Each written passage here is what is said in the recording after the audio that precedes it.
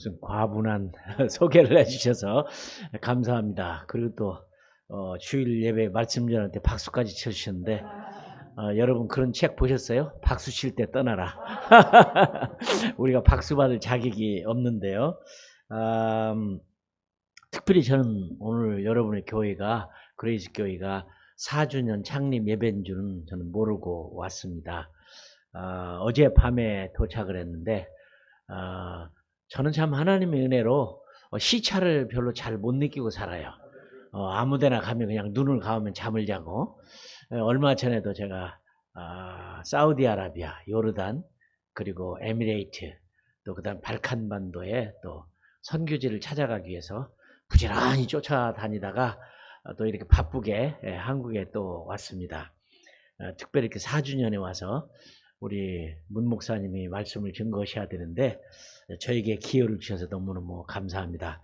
저는 지금은 이제 선교 훈련원을 운영하고 있는데 이스라엘의 키부츠처럼 노동공동체를 만들어서 제가 오는 날까지 나무를 자르는 전지를 하다가 와갖고 이렇게 새카맣게 타버렸습니다.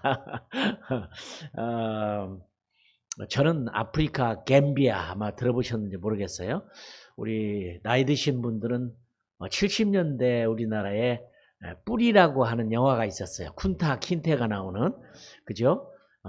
서부 아프리카의 대부분의 노예들이 다 잡혀왔던 쿤타 킨테의 고향 만딩고족을 위해서 섬기고 일하다가 한 15년 섬기고 또 선교단체의 부름을 받아서 또 많은 젊은이들을 훈련시켜서 선교지에 보내는 일을 그렇게 해왔습니다.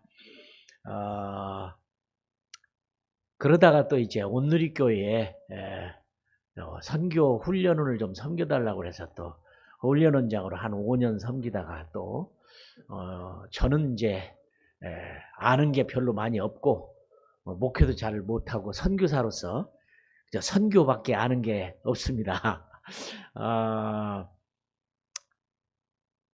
뭐 그러다 보니까 여기저기 많이 돌아다니고 또 젊은이들을 훈련시키고 그러는데 많은 교회를 방문했는데 가는 곳마다 저를 보면 많은 분들이 그래요. 저분은 왜 수염을 길렀나. 근데 저는 이제 주로 모슬렘 지역에서 사역을 했기 때문에 모슬렘들은요 수염 기르는 것을 생명 걸고 기릅니다. 그 이유는 뭐냐면 마호멧이라고 하는 이슬람을 만들었던 사실 이제 4월 6일부터인가요? 이제 또 라마단이 시작되는데 그걸 만들어낸 마호멧이 코란이라고 하는 책도 썼고 또 그 사람의 어록이 있어요. 하디스라고 하는 어록이 있는데 어록에다 이런 말을 써놨어요. 턱수염이 있는 사람은 보호할 것이요 콧수염이 있는 사람은 존경할 지니라. 저는 왜 그랬는지 이유는 모르겠지만 어쨌든 모슬렘들은 그래서 막 턱수염, 콧수염 기르는 일에 생명을 겁니다. 근데 저는 하나님이 턱수염도 많이 주셨고 콧수염도 많이 주셨는데 그러니까 존경받고 사랑받는 모슬렘 선교사가 된 게 얼마나 감사해요. 근데 내가 턱수염을 자른 이유는 한때 빈 라덴 사건이 나가지고 어려움을 겪었는데 턱수염까지 잔뜩 기르고 다녔더니 공항마다 잡아가지고 힘들어서 비행기를 놓친 적이 한두 번이 아니에요. 이제 할 수 없이 턱수염은 깎아버렸는데 그래도 콧수염은 남겨놓자. 이번에도 제가 사우디아라비아를 갔는데 얼마나 사람들은 좋아하는지 몰라요. 네, 콧수염이 있다고. 그래서 제가 콧수염을 길렀습니다. 어떤 분들은 당신 한국 사람 맞느냐 이렇게 말하는 사람도 있어요. 어쨌든 뭐 이렇게 보면 일본 사람, 저렇게 보면 중동 사람, 또 이렇게 보면 감비아 사람, 또 새카맣게 타서 그런 면을 만들어줘서 너무너무 감사합니다. 참 이제는 여행하기가 아주 힘들어졌어요. 그렇죠? 맞기 싫은 예방주사도 다 맞아야 되고 또 가는 것마다 PCR, 이번에 중독을 가는데도 PCR 검사를 5번씩 하면서 다녀야 되는 불편함도 있었는데 참 걱정이 많이 돼요. 이런 시대가 됐는데 하나님이 무슨 일을 하시려고 이 어려운 시대를 만들었을까? 코로나 바이러스는 분명히 재앙은 재앙이죠. 그렇죠? 재앙입니다. 그러나 하나님은 우리에게 재앙을 줘서 힘들게 하려고 하는 거 아니고 분명히 재앙 가운데는 분명히 하나님의 뜻이 있고 절대로 하나님은 손해보는 일을 하지 않을 것인데 특별한 일이 있다고 저는 믿습니다. 제가 신학교를 공부를 하면서 프란시스 쉐이퍼라는 분의 책을 읽었어요. 근데 그분의 책이 평생에 제 좌우명이 됐습니다. 그분이 쓴 책 가운데 많은 것이 있지만 뭐 이성에서 도피라든지 뭐 이런 것도 있지만 그분의 책 가운데 내가 이 세상을 어떻게 살 것인가, 영어로는 How Should Then Live라고 하는 책을 썼어요. 근데 그분은 그 책만 쓴 게 아니라 척추암에 걸려서 그걸로 돌아가셨습니다. 근데 그분 살아생전에 한번 만나 뵐 수 있는 기회가 영국에서 있어서 너무 기쁘긴 했었어요. 근데 그분이 대체 어떻게 살아야 되느냐, 이게 정말 고민이거든. 인간이 해야 할 가장 큰 고민은 내가 어떻게 살아야 되느냐. 이 고민이 없는 사람은 사람도 아닙니다. 그렇죠? 왜 사는지, 왜 먹는지, 자고 눕고 일어나는지를 모르고 산다면 그건 짐승이나 똑같은 거죠. 짐승도 그렇게 안 살더라고요. 짐승도 그렇게 안 살아요. 얼마나 짐승도 정확하게 종족 번식을 위해서 어떻게 살 것인가를 기가 막히게 살아요. 제가 읽은 책 얘기 가운데 하나는 어떤 동물은 자기의 숫자가 너무 늘어나면 나이가 드는 숫자들이 물에 빠져 죽는데요. 나머지 식구들을 어떻게 잘 살게 하려고. 동물들도 이러는데 사람이 내가 어떻게 살 것인가를 고민하지 않는다. 프란시스 쉐이퍼 목사님은 척추암에 걸렸는데도 책도 썼지만 실제 영화도 만들었어요. 본인이 출연을 해서 역사적으로 이렇게 다 살펴서 내가 어떻게 살아야 할 것인가, 이런 고민을 않는다면 사람이 아니라고 생각을 합니다. 근데 특별히 그 어느 때보다도 어떻게 살 것인가를 고민하는 시대가 지금 같아요. 우리 선교사들이 한 40여 명 코로나 바이러스로 죽었거든요. 그 중에 한국이 이제 잘 사는 나라가 돼서 에어 앰뷸런스로 17명이 한국에 불러왔어요. 우리 선교사 하나도 불러왔는데 시골 교회가 난 너무 감격스러워요. 도시교회도 아니고 시골 교회가 파송한 선교사인데 1억 5천을 들여서 교회가 빚을 내가지고 살리려고 캄보디아에서 선교사를 에어 앰뷸런스로 불러왔는데 지금도 생사가 왔다 갔다 해요. 난 너무 고마워요. 우리 선교사들 중에 그렇게 돌아가신 분도 있고, 친구 목사님은 부부가 코로나 바이러스가 그래서 병원에 입원했는데 혼자만 나왔어요. 그래서 내가 우울증이라고 하는 걸 처음으로 한번 생각을 해봤어요. 정말 무섭구나, 우울증이라는 것이. 이런 세상에 어떻게 살 것인가 고민을 많이 해야 된다고 생각을 합니다. 제가 오늘 말씀을 감비아에서 읽으면서 굉장히 실망을 했어요. 본 말씀을 읽고. 오늘 본 말씀에 보니까 사도 바울이 고린도에서 어려운 사역을 다 마치고 이제는 아시리아로 이제 선교지를 옮겨서 가려고 갱그레아라고 하는, 지금도 이태리 남부의 끝 우리나라 제주도 같은 저 남쪽에 보면 갱그레아티스라고 하는 그런 마을이 있어요. 지금도 시골이에요. 이태리에. 근데 거기에서 뭐 지금같이 좋은 항구도 안 항구에서 이제 배를 타고 아시리아로 새로운 복음을 전하러 가려고 준비를 하는데 배를 기다리다가 갑자기 머리를 깎아요. 근데 저는 이게 하나도 이해가 안 돼요. 왜 성경에 바울이 머리 깎았다는 얘기를 기록을 해놨는가? 그러면 이발을 했단 말도 아니고 뭐 신약에 특별히 세례를 받았다든지, 그렇죠? 뭐 이런 것들은 다르지요. 큰 의미가 있는 건데 왜 사도 바울이 머리를 갱그리아에서 아시리아로 갈 때 깎았는가? 이제 저에게 큰 실망을 줬는데, 왜 실망을 줬냐면 이분이 그렇게 주님을 위해서 충성스럽게 살아온 분인데 구약의 나시린처럼, 이제 구약의 나시린이라고 하는 것은 여러분 아시다시피 하나님 앞에 내가 뭔가 깨끗한 삶을 한번 드리고 싶다 해서 자기가 결정하는 거예요. 하나님이 시키는 것도 아닌데 나시린으로 한번 일주일을 해보겠다, 2주를 해보겠다, 한 달을 해보겠다 하면서 머리에다가 칼을 대지 않고 아주 포도주도 마시지 않고 포도도 안 먹고 포도 씨앗도 안 먹고 그렇게 마시는 포도를 멀리하고 죽은 시체에는 손도 대지 않는 특별한 세상과는 끊어버리는 그런 나시린의 삶을 사는 것이죠. 성경에 보면 나시린으로 살았던 사람 가운데는 삼손이 아주 유명하죠. 그죠? 머리를 평생에 삭발을 대지 않아서 그 힘의 원천이 거기 있었는데 그만 여자의 꼬임에 빠져서 그것에 넘어가서 결국은 머리를 깎아서 비참한 인생을 마치는 이 삼손의 얘기가 나시린 얘기입니다. 그리고 평생 나시린으로 살았던 분은 누구냐 하면 사무엘이죠. 사무엘은 평생 나시린으로 삽니다. 그건 자기 결정이에요. 하나님 그렇게 하라는 거 아닙니다. 해도 좋고 안 해도 좋은 거죠. 그런데 사도 바울은 여러분 아시는 대로 고린도전서 4장 7절 이하에 보면 줄이고 목마르고 헐벗고 메맞고 정처가 없고 또 고린도후서 11장 23절 이하에 또 보면 40에서 하나 감한 말을 5차례 그러니까 숫자로 따져보면 195대의 곤장을 맞았어요. 아니 왜 그렇게 복음을 전한다는 게 당시 어려웠는지 이렇게 고난을 겪어야 했어요.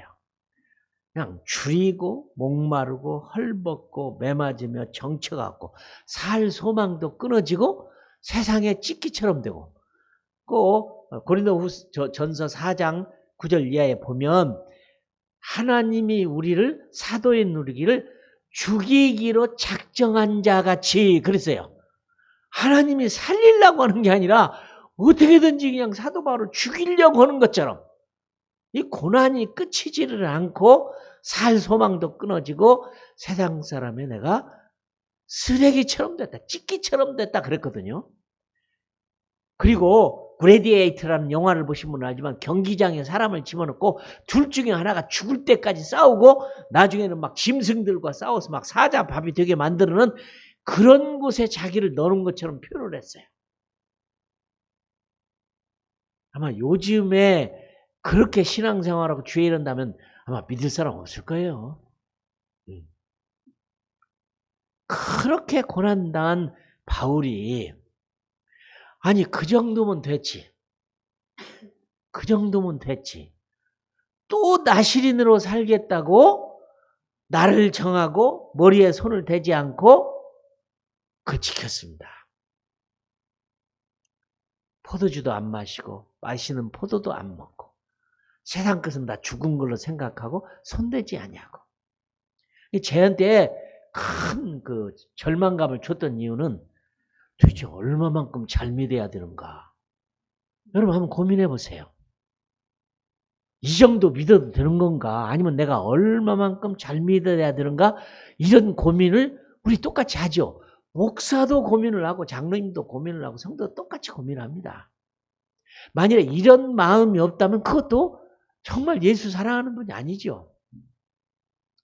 주님이 나를 위해서 베풀어준 그 은혜를 생각해보면 말로도 다 표현할 수 없는 그런 은혜를 받았는데 내가 은혜를 준 그분에게 나를 위해 십자가에 못 박혀 죽으신 분에게 내가 어떻게 살아야 할 것인가? 그죠? 어떻게 살아야 할 것인가? 이런 고민을 하는데 그렇게 고통당했던 사도 바울이 그만큼 했으면 됐지. 왜 나시린처럼 머리를 깎았는데 깎은 이유가 둘 중에 하나입니다. 성공적으로 잘 약속 기간을 마쳤으면 머리를 깎고 포도주를 제물로 딱 부어드리고 주님 감사합니다. 내가 약속된 기간을 잘 마쳤습니다. 이런 경우도 되고 어쩌다가 실수해가지고 잘못했을 경우에 다시 시작하겠다는 의미로 머리를 깎고 내가 다시 시작하겠습니다. 그런 의미로 그러니까 전자일 수도 있고 후자일 수도 있습니다. 성경에 기록은 안 돼 있지만 그러나 물론 제 생각으로는 전자였을 경우라고 생각돼요. 잘 성공적으로 맞춰서. 그럼 만에 하나 아니었을 경우에 다시 살겠습니다. 다시 해보겠습니다. 이랬는지도 몰라요. 저는 아프리카에서 저도 참 고생이라는 고생은 참 많이 했지요. 뭐 자랑할 건 아무것도 안 되는 거지만 말라리아도 하도 많이 걸려서 숫자로 세다가 몇 번인지도 모르고 저는 아프리카에서 말라리아만 없으면 평생 선교할 수 있겠더라고요. 이 모기한테 한번 물려서 말라리아에 걸리면 그냥 이게 반죽음이 되니까 제가 여기 감비아에 있을 때 나와가지고 강남을 가고 있으니까 이 적십자사에서 헌혈 버스가 있더라고요. 근데 헌혈 좀 해주십시오. 헌혈 좀 해주십시오. 방송을 하더라고요. 근데 지나가면서 그랬습니다. 내가 아프리카에서 죽다 살다 왔는데 피까지 빼줘야 되냐. 아, 나는 싫습니다. 그냥 지나가 버렸어. 그랬더니 거기서 그러는 거예요. 방송에. 한국에도 말라리아 환자가 생기는데 환자들이 수혈이 필요한데 헌혈 좀 해줘. 아, 이 말에 내가 양심이 딱 걸렸어요. 아, 나도 말라리아 수없이 걸렸는데 한국도 말라리아가 있다는 말을 깜짝 놀랐어요. 그래서 들어갔습니다. 제가 여기를 걷고 내 피도 좀 빼주세요. 이렇게 묻고 피를 빼려는 순간에 내가 물었습니다. 저도 말라리아를 걸려서 몇 번 걸려서 내가 이렇게 살아났는데 남의 피를 받아본 적이 없는데 왜 말라리아 환자가 수혈을 해야 됩니까? 그래요. 그러니까 그분이 그래요. 아니 말라리아 언제 걸렸어요? 글쎄 한 달 전에 걸린 것 같은데요. 그렇더니 묶은 풀어버리더라고요. 당신은 보균자이기 때문에 뺄 수가 없다는 거예요. 그래서 줄량으로는 피도 못 줬습니다. 그러나 저는 뭐 수혈을 받아본 적은 없는데 어쨌든 뭐 그거에다가 교통사고를 한번 났어요. 내가 정글 속에 있는 교회에 예배를 드리러 가다가 차가 전복돼 가지고 정신을 잃어버렸는데 지나가는 추락이 저를 치르다가 그 감비아의 국립병원에다 입원을 시켰습니다. 근데 그 다음날 깨났어요. 의사가 깨어나니까 이재원 선교사님 엑스레이를 찍어보니까 갈비가 3개 부러진데 별거 아니니까 항생제 줄 테니까 집에 가서 쉬세요 그러더라고. 아니 교통사고 나가서 피투성이가 돼가지고 왔는데 갈비 3개밖에 안 부러졌다고 항생제 줄 테니까 집에 가서 쉬라는 거예요. 참 희한한 병원이죠. 이게 감비아입니다. 이제 집에 돌아왔는데 반신불수가 됐어요. 반쪽을 못 쓰는 거예요. 나중에 미국 병원으로 옮겨갖고 갔더니 사진을 찍으니까 이 머리 뒤에 있는 신경이 잘라졌어요. 다쳐가지고. 그래서 윗뼈로부터 밑에는 7개가 부러졌고 신경이 다쳐갖고 반쪽을 못 쓰는 거예요. 그런데 어쨌든 감비아 병원의 엑스레이에는 그냥 갈비 3개만 부러진 거. 항생제를 못 받고 제가 왔지요. 물론 그래도지만 저는 이렇게 좋은 약 먹고 잘 치료받아서 다시 건강하게 됐지만 내가 교통사고를 한번 그때 당할 때 같이 당했던 우리 형제가 있는데 그거는 허리뼈가 부러졌어요. 고생하다 일찍 갔어요. 저는 뭐 미국도 있고 한국도 있고 좋은 병원에 입원해서 잘 살지만 한편 생각하면 그래요. 하나님이 공평하신 하나님이냐. 누구는 미국서 왔고 한국서 왔으니까 좋은 혜택을 받고 이렇게 살아났는데 그 형제도 한국과 미국에서 살아났어요. 감비아에 있기 때문에 그랬죠. 같이 일했던 우리 선교사님이 전기톱으로 나무를 자르다 손가락을 3개를 잘랐어요. 이렇게. 제가 막 수건으로 싸가지고 차에 싣고 그 국립병원으로 안 갔어요. 가봐야 아무것도 없으니까. 개인 병원으로 갔는데 닥터 피터라는 분이 그러더라고요. 선교사님 저 손가락 이렇게 잘려진 거 아직도 안 떨어지고 덜렁덜렁 붙어있는 거 잘라내버리십시다. 남의 손가락을 제가 잘라내라고 할 수가 있어야지. 그래서 본인에게 물어보세요 했더니 본인이 누워서 그래요. 잘라내세요. 그래도 7개는 남아있잖아요. 이러더라고요. 이렇게. 근데 제가 그때 그분에게 그랬어요. 이봐요 닥터 피터. 신문에 보니까 떨어져 나간 손가락도 주워다가 성공한다는데 봉합수에 성공한데 왜 안 떨어진 걸 잘라내냐. 그럼 붙이시오. 그랬더니 그래요? 그럼 붙이시오 그러더라고. 근데 그냥 꾸맨 거죠 이렇게. 그래서 그분이 미국에서 오셔서 미국으로 돌아갔는데 미국 병원에 손 전문의가 있는, 그것도 참 하나님 은혜요. 제가 그날 Our Daily Bread라고는 매일 성경 묵상이라는 책을 읽고 있는데 거기에 보니 영어 책에 이 손 전문의의 간증이 나오더라고. 어릴 때 너무 가난하고 어려워서 못 먹고 살아가지고 자기가 크지를 못해서 키도 작고 손도 작았대요. 그러니까 손이 작으니까 이런 굉장히 세밀한 수술을 하는데 너무 적격이 나는 거야. 하나님이 그래서 자기가 외과 의사가 돼서 수술 전문의가 됐다는 간증이 있어요. 그래서 미국으로 전화를 했죠. 이런 일이 있으면 어떻게 했으면 좋겠습니까? 빨리 보내라. 그래서 미국 동부에 있는 병원에 제가 그분을 보내서 그분이 수술해서 나섰는데, 그분이 고마워서 선물을 사가지고 그분에게 갖다 주러 갔더니 너무 바빠갖고 저를 만날 시간이 없어요. 그분이 의사가. 근데 간호원인데 아이고 근데 못 만나겠습니다. 이 선물만 전해주십시오. 제 이 얘기를 듣더니 이렇게 아프리카에서 오셨는데 만나야 됩니다. 의사를 만났더니 그분이 딱 만나자 그러더라. If it's really late, his wound will be burst out. 그 환자가 조금만 늦었으면 이건 폭발해버렸다. 속에 나무 조각 뭐 다 있는데 빼내지도 않고 그냥 꾸매기만 한 거예요. 그러면서 그분이 간증을 하더라고. 정말 하나님이 나를 어릴 때 고생스럽게 살아서 못 크고 못 먹어서 손도 크지 않은 게 내가 이렇게 미국에서 유명한 전문 의사가 되게 된 게 원인이 됐다. 그게 감사했었죠. 정말 하나님이 공평하신 하나님입니까? 오늘 사도 바울이 그만큼 일했으면 됐지. 그런데 제가 코로나 바이러스 기간, 이 팬데믹 기간에 보니까 두 종류의 이제 성도들이 생기더라고. 더 열심을 내서 주님 앞에 바로 살라고 하는 성도가 있고, 잘 됐다, 뭐 교회 안 가도 유튜브 보면 다 있는 거, 뭐 원세당 다 가는데 갈 필요 뭐 있겠냐고 게으름 피우는 사람이 있는데 다 걱정이 되는 거예요. 사도 바울은 그만큼 했으면, 내가 이만큼 고생했으면 됐는데 그럴만도 한데 그렇게 죽도록 고생해, 그렇게 고생했고 내가 얼마만큼 잘 믿어야 되는가 나를 고민스럽게 만들고 실망하게 만들었지만 대단하다. 내가 어떻게 살 것인가. 나는 프란시스 셰퍼의 얘기가 정말 가슴에 와 닿는 거예요. 그만큼 했으면 됐지 않냐.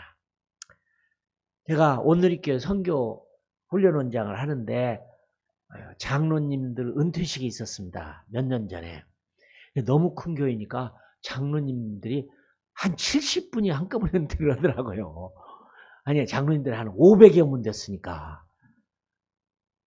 그러니까 막 그냥 온누리교회에 한 70여 명 장로님들이 은퇴를 하니까 굉장하잖아요. 막 구역마다 막 꽃다발 선물 막 그냥 이게 막 이런 생각이 들어요. 서울 시내 꽃집에 꽃이 다 끝난 것 같아요. 얼마나 꽃들을 많이 사왔는지. 그래서 그날 저도 이제 축하도 하고 축복도 하고 장로님도 선물도 사고 저도 갔는데 속으로 이런 생각이 들더라고. 야, 멋진 날이다. 오늘 하용조 목사님 얼마나 기쁠까. 오늘 설교 말씀을 하실 때 귀한 장로님들, 장로님이 아니었으면 우리 교회가 이런 교회가 됐겠습니까? 장로님들 중에는 박사도 많고 총장 출신도 많고 장군 출신도 많고 교수도 많고 사장님도 많고 회장님도 많은데 참 놀라워요. 저는 사람 볼 줄을 잘 모르는 분인데 나 깜짝 놀랐어요. 오늘리교회 있을 때 어느 장로님이 이재원 선교사 오늘 저녁 낼 테니까 저녁 좀 함께 합시다. 그때 물어봤어요. 식사하면서 장로님은 평소에 무엇이다가 이렇게 지금 은퇴하시고 이렇게 장로님 되셨으면 저요 뭐 그냥 국가 일 좀 했지요. 무슨 일을 하셨는데 뭐 그냥 좀 했어요. 무슨 일 하셨어요? 박정희 대통령 시절에 뭐 한 자리 했지요. 뭐 했습니까? 재무부 장관 했습니다. 제가 보기에는 꼭 나처럼 농사꾼처럼 보이는데 내 사람 볼 줄을 몰라요. 나는 그 장로님 보고 그냥 농사짓다가 어떻게 서울로 오셔가지고 뭐 그렇게 사시다가 여기 오셨나 했더니 깜짝 놀란 거예요.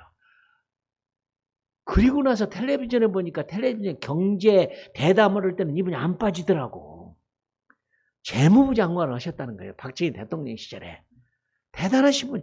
그런 분들이. 또 어떤 분은 나한테 와서 성사님, 우리 하영조 목사님 자꾸 성교사를 가라는데 안 갈 수도 없고 나 같은 사람이 가서 성교지가 뭘 할 수 있겠습니까? 우리 장로님 뭐 오셨는데요? 그래서 뭐 군대 생활 좀 했죠. 뭘 오셨는데 소장으로 전역했습니다. 별 2개면 우리 쫄병 시절에는 감히 쳐다도 못 보는 사람이에요. 어느 날 교회 앞에서 설교를 하는데 맨 앞에 있는 거 보니까 제가 공군 출신인데 공군 출신에 참모총장이 앉아있는 거예요. 야, 여러분 쫄병 시절에 참모총장 별 4개를 바라볼 수 없어요. 이건 바라볼 수도 없어. 근데 끝난 다음에 제가 공군 출신에 쫄병이었는데 참모총장님이 교회 집사님이시더라고. 아이고 목사님 그런 소리 하지 마세요. 목사님 하나님 쪽으로 말씀 준 건데 자 같은 게 뭡니까? 그런 분들이 교회 장로님이라. 대단한 분이요. 그분들 변소 청소죠. 서비스 하지요. 자동차 정리하죠. 추운 겨울에. 대단한 분들이요. 그러니 한 목사님 그날 설교는 장로님들의 멋진 그 헌신과 참 정말 봉사와 변소 청소 그냥 추운 겨울에도 자동차 정리하신 장로님들 아니었으면 우리 이런 교회가 될 수 있겠습니까? 하늘나라에 큰 상을 받으라고 생각합니다. 우리 주부에 보니까 상 받는 주부 얘기가 써 있더라고요. 오늘 너무 좋아요. 우리가 상 받는 거 아니면 그 일 어떻게 하겠어요? 그러나 저는 그렇게 당연히 알고 딱 앉았는데 난 이런 설교를 평생에 처음 들었어요. 은퇴하시는 장로님들 정신 차리세요.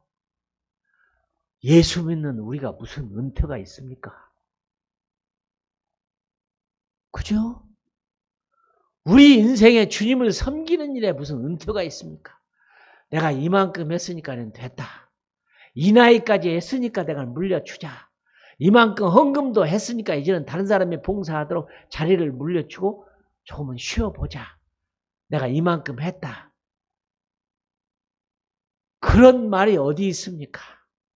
하나님을 섬기는 일에 그만둘 날이 어디가 있습니까? 다리를 질질 끌면서 순교할 만큼 교회에 순교하다 죽고 싶은 마음은 없습니까? 그러면 사실은 말씀 나를 보세요. 나를 보면 무슨 은퇴가 나옵니까? 그거는 그냥 제가 그 집에 가서 보면 하영조 목사님은요. 자리에 앉아서 일어나지도 못해요. 일어나지도 못해요. 그런 분이 주일마다 설교를 하고 있는데 무슨 은퇴가 있습니까? 다리를 질질 끌면서 봉사하다 순교하고 싶은 마음 없습니까? 나 이런 청천벽력 같은 설교를 내 생전에 처음 들었어. 난 틀림없이 큰 위로가 있으리라고 생각했어. 끝나고 나니 옳습니다. 우리가 받은 은혜를 생각하면 무슨 은퇴가 있냐고요. 이만큼 했으면 됐다는 게 어디 있냐고요.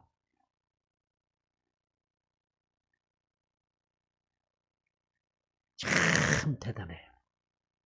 하용조 목사님보다도 일주일 먼저 돌아가신 분이 있어요. 영국에 있는 동안에 저는 존 스타트라고 하는 유명한 뉴욕 타임즈가 그분 얘기를 할 때 개신교에도 교황제도가 있다면 그분은 존 스타트다 할 만큼 대단한 분인데 제가 하용조 목사님하고 그분 교회를 다녔어요.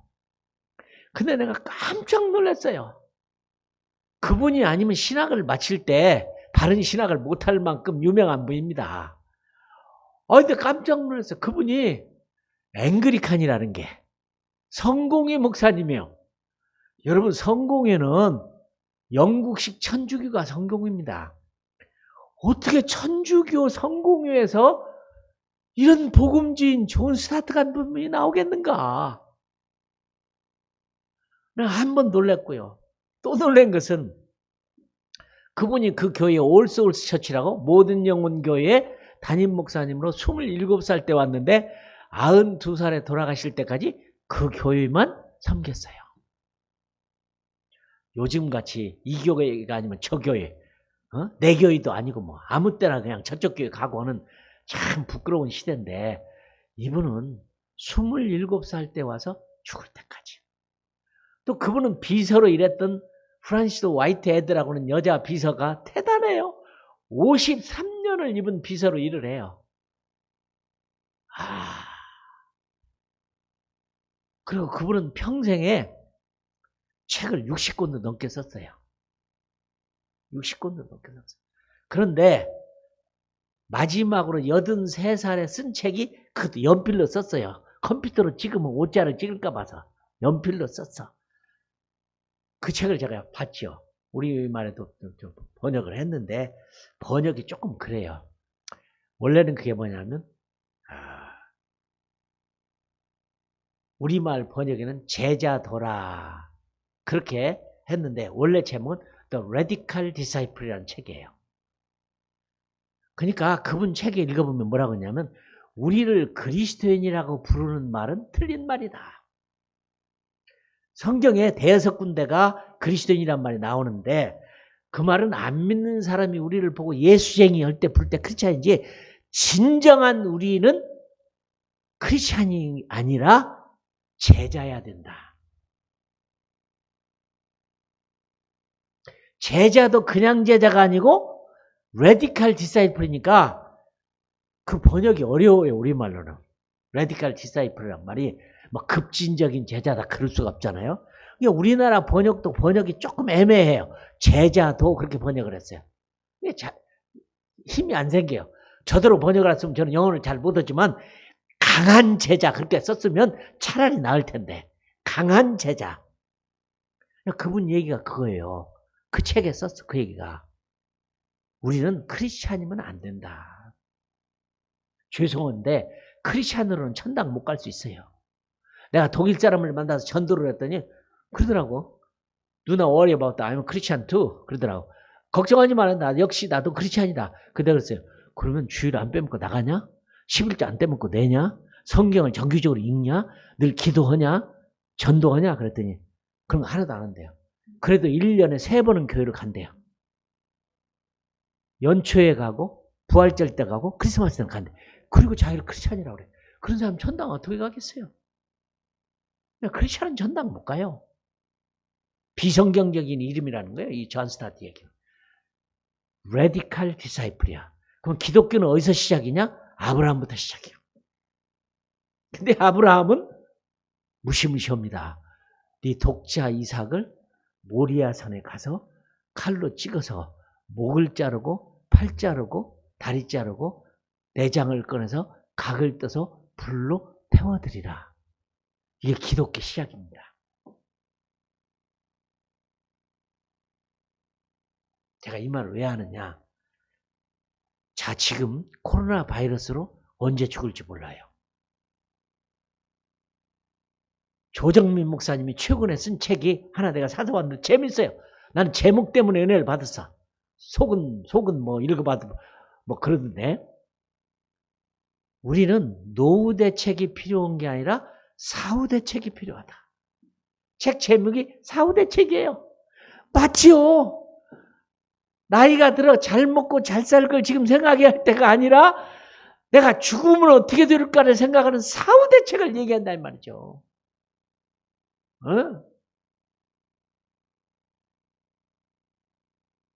여러분, 목사로서 이런 말이 참 어려운 말인데요.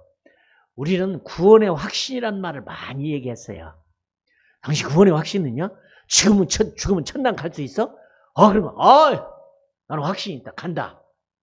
근데 성경을 읽어보면 실제적으로 내 구원이 현재적이냐? 아니잖아요.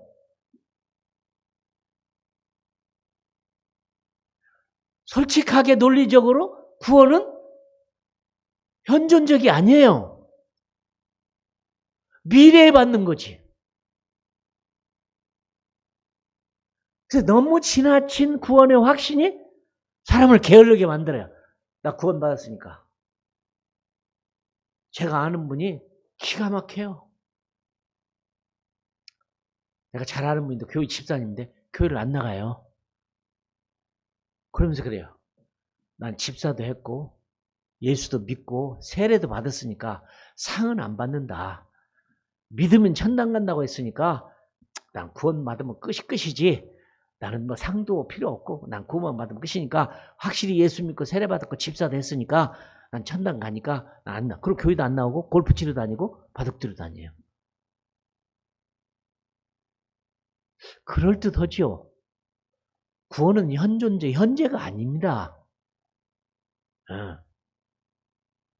물론 성경은 구원 받았다고 말하는 것도 있어요.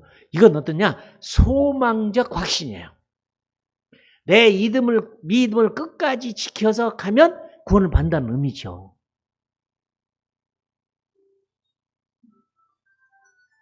그러니까 이 기독교가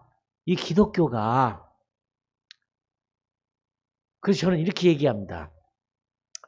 우리 주일학교 때 부른 노래가 나는 구원열차 올라타고서 하늘나라 가지요. 너무 좋아요. 그러니까 구원열차를 매달려가든 끌려가든 지붕에 달려가든 잡고만 있으면 가는데 뛰어내린 사람한테는 모르겠어요.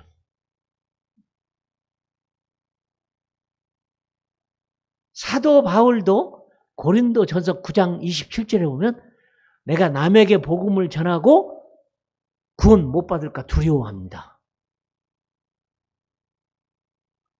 그럼 사도 바울이 이렇게 하는 거. 존 스타트가 이 책에서 말하는 거. 그냥 디사이플이 아니라 강한 제자인데 주님이 원하면 아들 독자라도 칼을 들고 가서 그렇게 하는 기독교의 시작이라면 맞아요. 코로나 바이러스 기간에 정신 바짝 차리고 어떻게 살 것인가 결심하고 좀 더 기도하고 재밌어요. LA에는 렘넌트 처치라는 교회가 생겼어요. 영어로 렘넌트란 말은 구루터기란 말이거든요. 남은 자라는 뜻이에요. 이 목사님이 제대로 정신을 차린 것 같아. 우리 교회는 아주 구루터기로 밤나무, 상수리 나무가 나무가 잘려서 죽은 줄 알았더니 구루터기는 남아있어요. 이 구루터기라고 하는 히브리어 단어의 뜻은 생명이고 뿌리고 새싹이라는 뜻이에요. 끝까지 남아있는 자야 이게. 잘려나버렸잖아요. 끝나버렸잖아요. 그래도 안 끝나고 남아있는 자만 구원받는다. 이 지금 구원을 마지막 때 우리가 어떻게 살 것인가를 정말 고민하고 안 살면 큰일 나요. 하나님이 이런 어려움을 우리에게 주신 것은 코로나 바이러스가 재앙인데 우리 힘들고 해서 끝내주려고 하는 게 아니에요. 저는 신앙적으로는 축복이라고 생각해요. 축복이라고 생각해요. 정신 차리라고 준 거라고 생각돼요. 제가 이런 말을 해서 죄송한데요. 교인 중에 몇 퍼센트가 구원받을 것인가? 나는 모릅니다. 하나님만 아실 일이지. 그런데 내가 성경에 보면 10처녀가 기름을 준비했던 5처녀는 신랑 만났고 같이 기름 준비한 모자란 5처녀는 못 만났죠. 그러고 보면 50%예요. 그냥 교회 다닌다고 다 천당 가는 건 아니죠.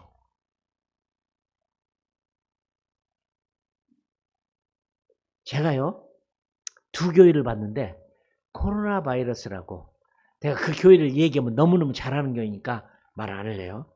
유명한 교회요. 캘리포니아에서 제일 많이 모이는 교회야. 거기 주일날 1, 2, 3부 예배를 들어갔는데요. 깜짝 놀랐어요. 3,000명이 넘는 교인이 100명도 안 모였어요. 근데 그 옆에 있는 그레이스 한인교회, 은혜 한인교회를 제가 40 몇 주년 집회를 갔어요. 와, 깜짝 놀랐어요. 바글바글 와글와글. 어떤 교회는 3,000명 모이는 교회가 코로나 바이러스 때문에 뛰어서 모이긴 하지만 100명도 안 모였는데 그 옆에 있는 3,000명 거기도 큰 교회인 그레이스 한인교회는 바글바글. 그 목사님한테 물어봤어요. 여기 코로나 바이러스 걸린 사람 있냐고 하니까 몇 명이 있대요. 몇 명이 있대요. 죽기 아니면 살기로 보이더라고요. 우리 성도님들은 많이 나왔으리라고 저는 생각하는데 모르겠습니다. 참 사도 바울이 멋있어요. 그만큼 일했으면 이만하면 됐다. 그럴 것 같은데 아무 의미도 없는 나시린의 모습으로 끊고 세상 것은 나 죽은 것으로 생각하겠다. 죽은 것으로 생각한다. 맛있는 포도주도 안 먹고 포도도 안 먹고 안 하겠다. 참 대단해요. 참 대단해. 하용료 목사님 재밌는 얘기를 하더라고요. 세상 것. 요즘에 여자분들이 그렇게 좋아하는 게 명품들. 그죠? 막 명품. 명품 가방.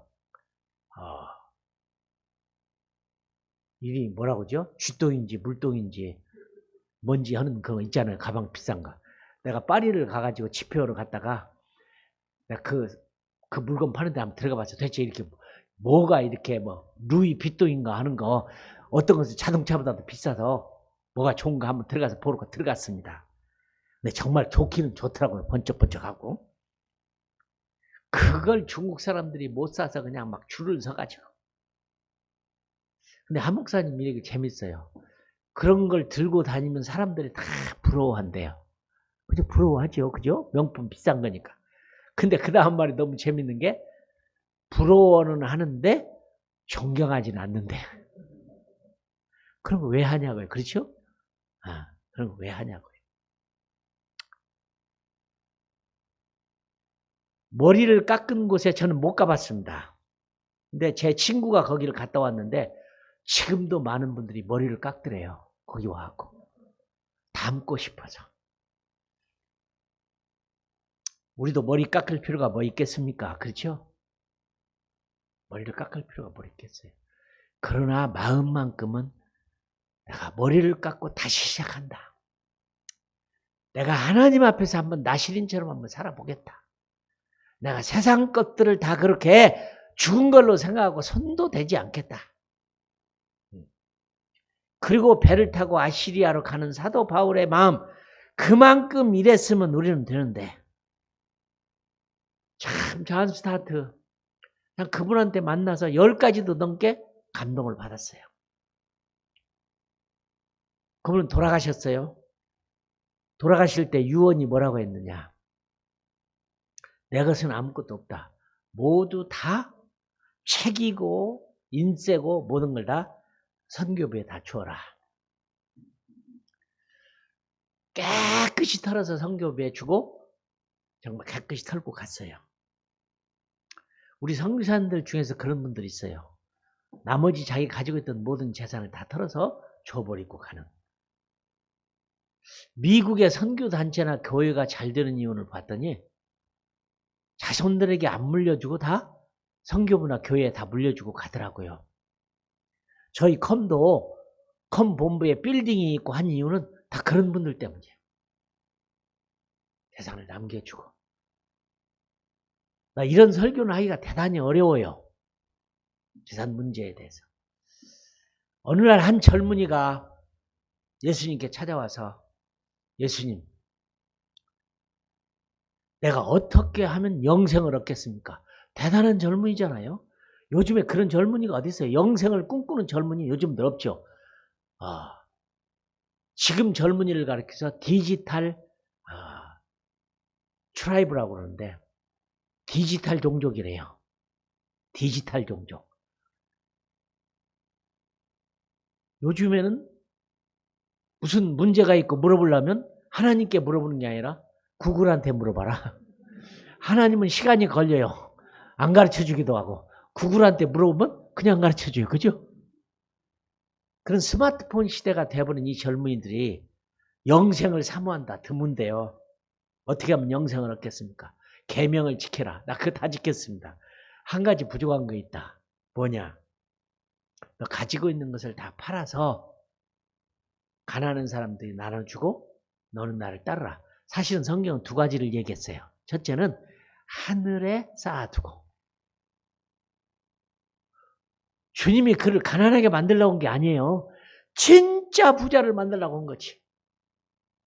하늘에 쌓아두고. 여러분 하늘에 있는 집들이 우리가 가야 할 집들이 똑같은 집이 아닌 거 여러분 아시죠? 똑같은 집이 아니라는 거 여러분 다 알죠? 천국하고 천당은 달라요. 천국은 큰 개념의 나라고 천당은 내가 살아야 할 집이에요. 근데 각자가 다 달라요. 근데 예수님이 그랬대요. 왜 내 집은 이렇게 형편없고 저 집은 저렇게 좋습니까? 그러니까 예수님 머리를 긁으면서 사실은 내가 너희들이 보내준 걸로 지었다. 당연하죠. 보내준 걸로 지었으니까 그렇게 짓는 거지. 사람들은 부자들은 걱정할 거예요. 부자 얘기 설교할까 봐서 목사님이.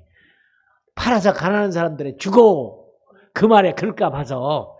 근데 아니죠. 하늘에 쌓아두고. 근데 그 부자가 천국에 갔는지 지옥에 갔는지 저는 모르지만 무지하게 후회할 거예요. 그때 예수님 말씀 듣고 내가 팔아서 하늘에 쌓아두고.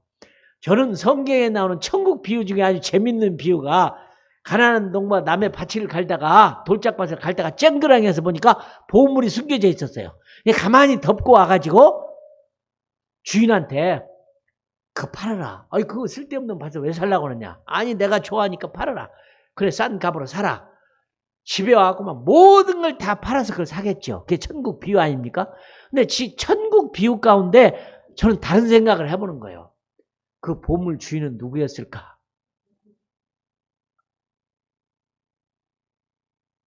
평생 숨겨놓고 아무한테 얘기 안 해가지고 그냥 놓고 가버린 거죠.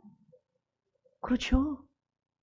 그런 분들이 한국에서도 있었더라고. 신문에 보니까 금괴로 만들어놔가지고 했는데 집 고치러 온 사람이 그걸 발견해가지고 식구들은 아무도 모르는데 금괴 다 빼돌려가지고 그 한국 신문에 났더라고요. 맞습니다. 나는 이 사도 바울 얘기가 실망도 줬지만 새로운 용기를 줬어요. 얼마만큼 잘 믿어야 잘 믿는 것이냐. 하용조 목사님의 설교를 들으면서 다리를 질질 끌면서 훈교하고 싶은 마음은 없느냐. 무슨 은퇴가 있느냐.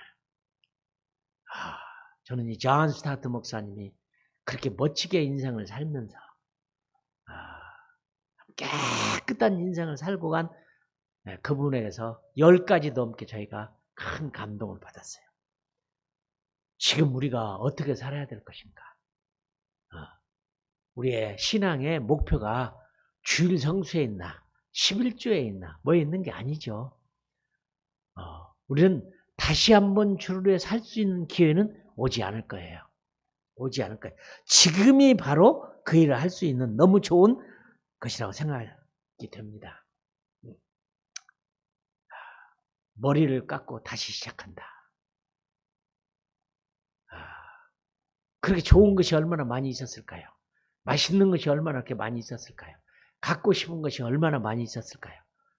그러나 모두가 다 시체로 여기고 머리를 깨끗이 깎고서는 다시 아시리아로 가는 사도 바울. 나는 이 팬데믹 기간에 어떻게 살 것인가 프란시스 셰퍼가 얘기한 일을 여러분도 고민하기를 주님의 이름으로 축원합니다. 주님의 이름으로 축원합니다. 제가 옛날에 다니던 교회에 집사님이 저에게 저녁 초대를 해서 갔어요. 근데 그분이 그러시더라고. 재밌어요. 선교사님 그래도는 주일 성수는 목숨을 걸고 합니다. 그래요. 아니 그래서 왜 주일 성수는 목숨을 걸고 하세요? 근데 이분이 동대문 시장에서 장사를 하시는 분이요. 근데 그러시더라고. 아니 선교사님 장사하고 비즈니스 하다 보면 사람과 안 싸우고 거짓말 안 하고 화 안 내고 어떻게 합니까? 그러니 일주일 내 그러고 살다가 그래도 주일날은 내 회개하러 주일 성수를 목숨을 걸고 합니다. 제가 잘하십니다. 근데 질문이 하나 있습니다. 그러다 토요일 날 돌아가시면 어떡하실래요? 저는 내 주위에 안식일 교인들이 참 많아요. 농사 짓는데. 그분들을 보면 안타까워요. 안식일을 꼭 지켜야 천당 간다고 하시는 그분들. 그분 눈으로 보면 우리는 못 가는 거예요. 그러나 저는 이렇게 생각합니다. 날마다 주일 아닙니까? 그래서 저는 교회 이름 가운데 미국의 LA에 에브리데이 처치가 있어요. 참 좋아해요. 에브리데이 처치야. 맞습니다.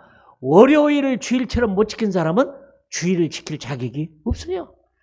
화요일을 주일처럼 지키지 않은 사람은 주일을 지킬 자격이 없어요. 만일에 주일만에 우리가 신앙생활이라면 월요일에 하나님은 뭐 하시는 거예요? 화요일에 하나님은 뭐 하시는 거예요? 수요일에 하나님은 뭐 하시는 거냐고. 나는 우리 문 목사님이 좋은 미국을 놓고 이렇게 오셔서 어려운 개척교회를 이렇게 하시는 여러분들 뜻이 있을 겁니다. 그래도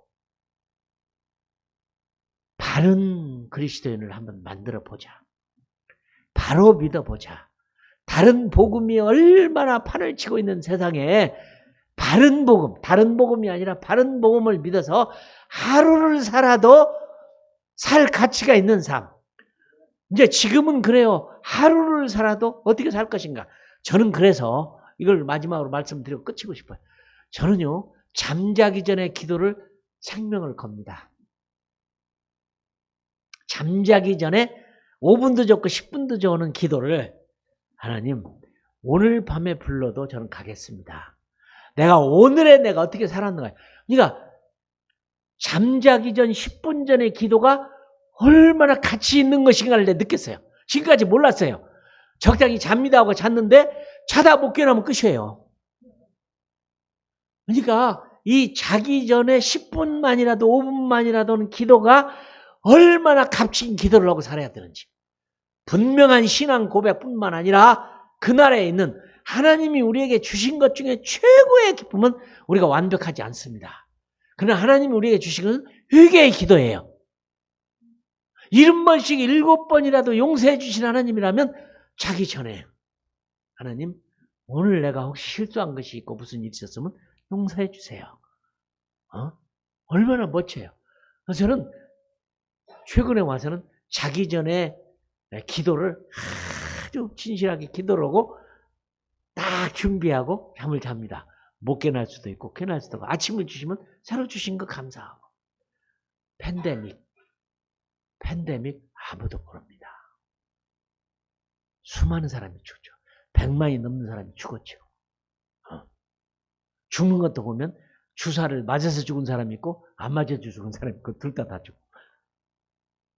이 재앙이 하나님은 우리에게 축복이라고 믿습니다.